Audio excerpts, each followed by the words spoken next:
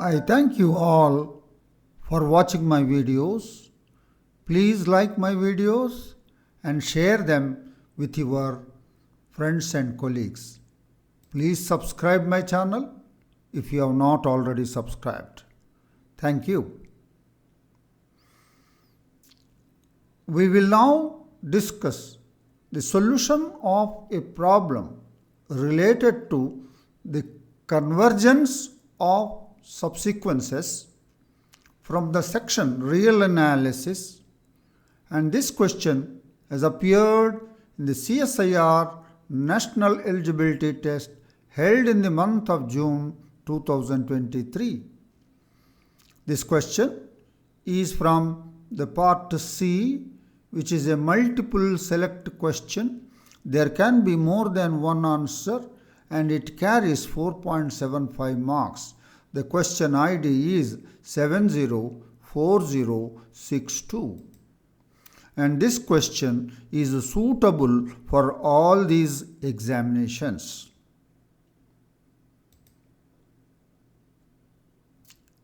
Right. The given question is, under which of the following conditions is the sequence xn of real numbers convergent? So we are given a sequence xn of real numbers, and the question is, under which of the following conditions is this sequence xn is convergent? Right. We are given four options. Option 1, the subsequences x2n plus 1, that is the odd indexed or odd suffix subsequence x2n plus 1, x2n, even indexed or even subscript subsequences, and x3n, the subscripts are multiples of 3, are convergent and have the same limit. So these three subsequences are convergent and have the same limit. Option 2. The subsequences x2n plus 1, x2n and x3n are convergent. If this is the situation, if this is the condition, will it imply the given sequence xn is convergent? That means these options, will they imply that the sequence is convergent? Option 3, the subsequence xkn, where n varies, n is equal to 1 to infinity, are convergent for every k greater than or equal to 2. Now, option 4, limit n tends to infinity, modulus of xn plus 1 minus xn is equal to 0. So, in an essence, the question is that the subsequences given in options 1, 2, 3, do they imply that the sequence xn is convergent? And if this condition, in the fourth option, if this condition is satisfied, will the sequence be convergent? Let us now discuss the solution of the problem in detail.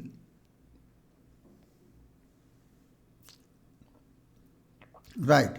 We take the condition given in option 1, that is the subsequences x2n plus 1, x2n and x3n are convergent and have the same limit. So these three subsequences are convergent and converges to the same limit L. Then is the sequence xn convergent? So we are given the subsequences x2n plus 1, x2n and x3n are convergent and have the same limit, say L. That is, we have two subsequences x2n plus 1, x2n of the sequence xn converging to the same limit L. Then the sequence xn converges to the same limit L. Yeah, if this is the case. Recall, a result from real analysis on sequences.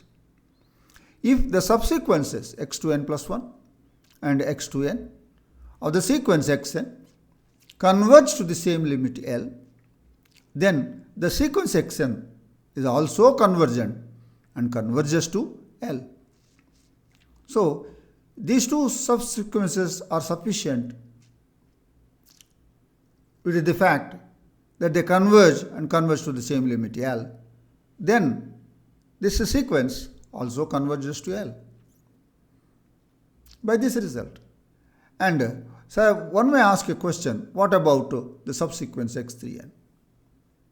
Even without this, if these two subsequences converges to the same limit L, that is sufficient, and we get this sequence xn converges to L.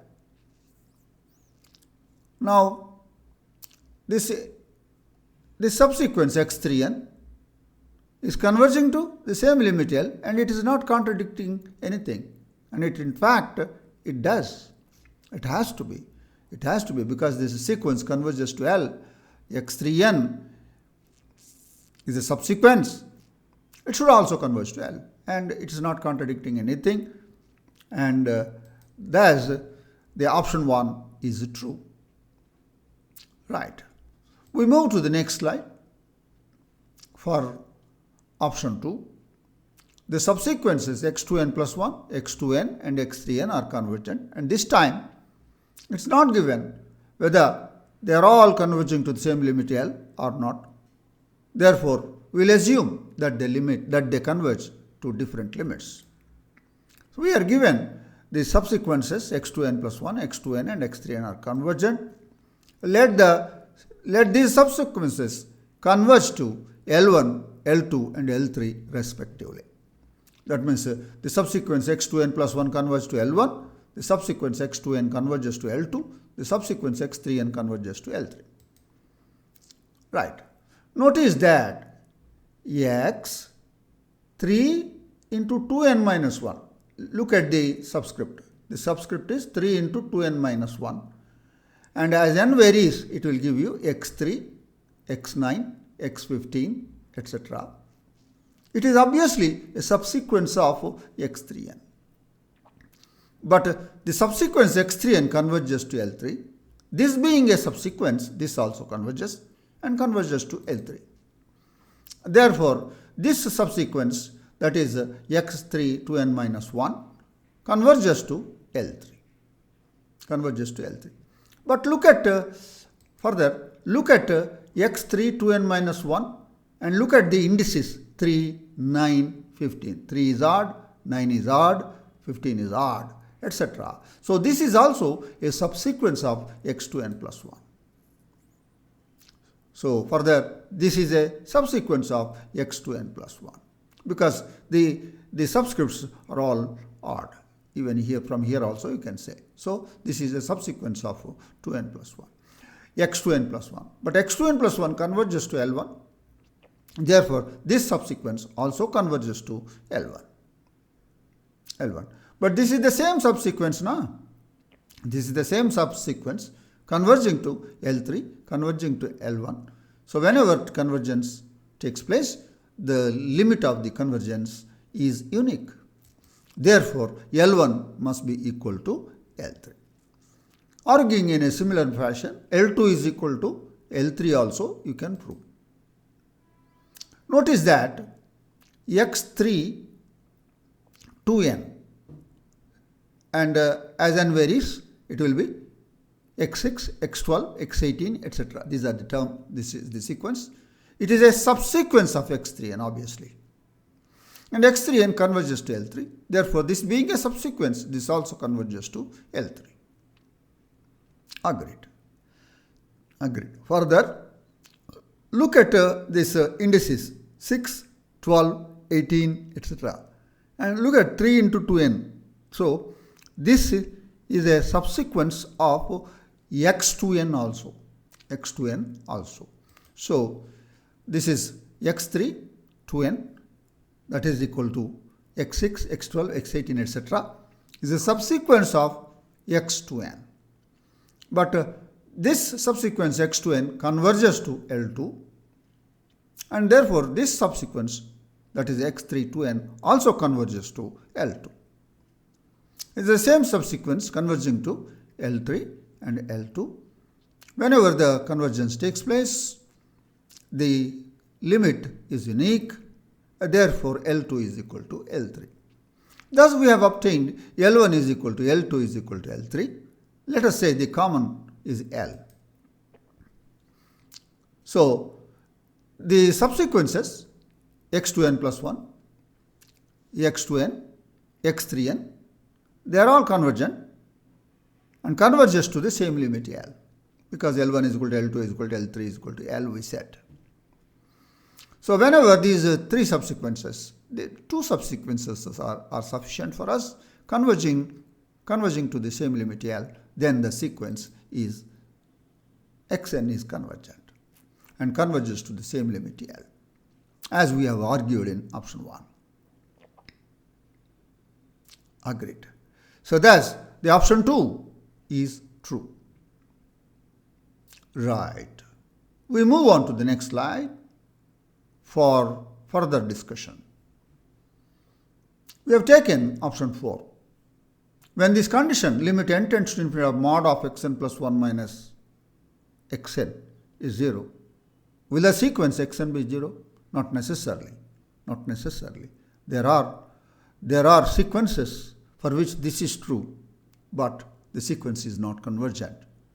So for that, consider the sequence xn, where xn is under the square root of n. Then xn plus 1 minus xn is root of n plus 1 minus root of n. So multiply and divide by root of n plus 1 root n, both numerator and denominator. Right, it is a rationalization process. So multiply and you will get that is equal to 1 by root of n plus 1 plus root of n. As limit n tends to infinity of modulus of xn plus 1 minus xn is limit n tends to infinity of 1 by root of n plus 1 plus root of n, because it is always positive. Mod is taken out. As n tends to infinity, 1 by this is 0. So the condition is satisfied.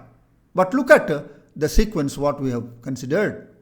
So this is the sequence xn, that is root n. That is root 1, root 2, root 3, root 4, root 5, so on and so forth. So it's clearly an unbounded sequence. Therefore, it is divergent. So, but the sequence xn, that is root n, is not convergent, as it is unbounded. So the condition does not imply the sequence xn is convergent. Thus, this condition does not imply that the sequence xn is convergent. Therefore, option 4 is not true. So far, option 1 and 2 are true. Option 4 is not true. So move to option 3. So this option 3 is little, not difficult, but tricky. You have to understand. Let us talk slowly and try to understand the argument.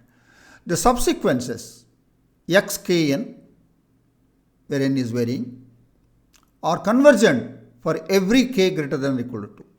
So take a different case. K is equal to kx2n, x3n, x4n, x5n, x6n, x7n, x8n, x10n, x11n, and all those are convergent. Suppose the subsequences xkn are convergent for every k greater than or equal to 2. That means the subsequences x2n, x3n, x4n, x5n, x6n, x7n, so on and so forth are convergent. Right. Notice that you talk about x4n here. x4n, x6n, x8n, x9n, x10n, so on and so forth. These are convergent. How do you say that? As they are the subsequences of x2n, x4n is a subsequence of x2n, x3n is a subsequence of x6n, x8n, no, x4n is a subsequence of x2n, x6n is a subsequence of x3n, x8n is a subsequence of x2n because odd indexed, even indexed, x9n is a subsequence of x3n, multiples of 3, x10n is a subsequence of x5n, so on and so forth. These subsequences are convergent as they are the subsequence of these sequences. So in an essence, what it tells you is instead of considering all these subsequences, it is sufficient if you consider the subsequences x2n, x3n, x5n, x7n, etc., etc. In an essence, it is sufficient you consider subsequences of xpn, where p is a prime number.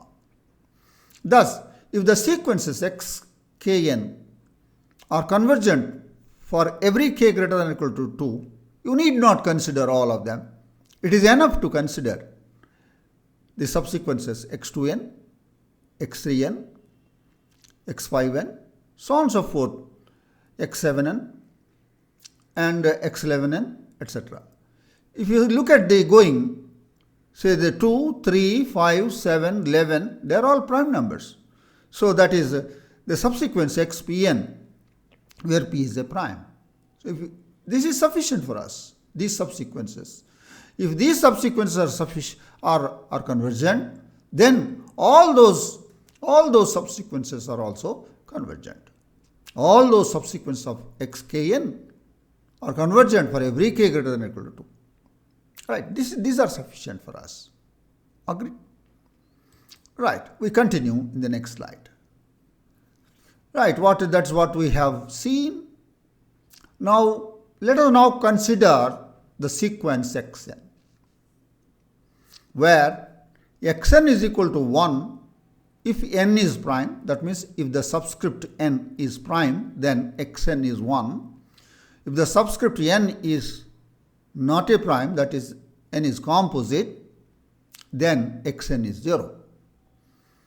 Let's look at our, now for this sequence, are the above subsequences, are they all convergent? Let's look at it. x2n. Look at the entries x2, x4, x6, etc. x2, the suffix is 2, which is prime. Therefore, x2 is 1. These are all composite, 1, 0, 0. So 1, 0, 0, 0, etc. The sequence converges to 0 as n tends to infinity. x3n, the entries are x3, x6, x9, so on and so forth. Now, the subscript 3 is prime, x3 is 1. These are all composite, 6, 9, so on and so forth, because they are multiples of 3. So 1, 0, 0, 0, this is the sequence, converges to 0 as n tends to infinity. So, etc. Like this, it continues. Let's see xpn. So, xp, the suffix p is prime, xp will be 1. These are all composite, 2p, 3p, so on and so forth, 1, 0, 0. It tends to 0 as n tends to infinity. So, etc., etc. All these subsequences are convergent. All these subsequences are convergent. This subsequent 2n, 3n, pn, where p is prime, convergent means all xkn are convergent for every k greater than or equal to 2. Thus, the sequences xkn are convergent for every k greater than or equal to 2. Right? But look at the sequence xn. Is 1 when n is prime, is 0 when n is composite. It is divergent. It does not converge. But the sequence xn, where xn is 1 when n is prime, is 0 when n is composite, is not convergent. So, therefore, the subsequences xkn are convergent for every k greater than or equal to 2 does not imply the sequence xn is convergent. Right. That means option 3 is not true. In my opinion, in this theorem, in this question, getting the conclusions of option 3 is maybe beyond the scope of a student in the examination hall. So therefore, there is every possibility that the student will feel this as a difficult question. Now, summarizing all the options, the answer to this question is option 1 and 2. Options 1 and 2. That is the detailed discussion of the solution of this problem from the section analysis, which is related to the concepts of convergence of concepts and results of convergence of subsequences. In my opinion, this question is difficult. I am sure that you understood the solution of this problem.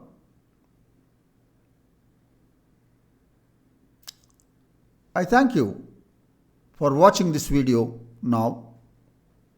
Please like and share my videos with your friends and colleagues.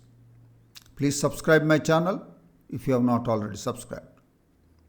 We hope to meet you once again in another episode of learning.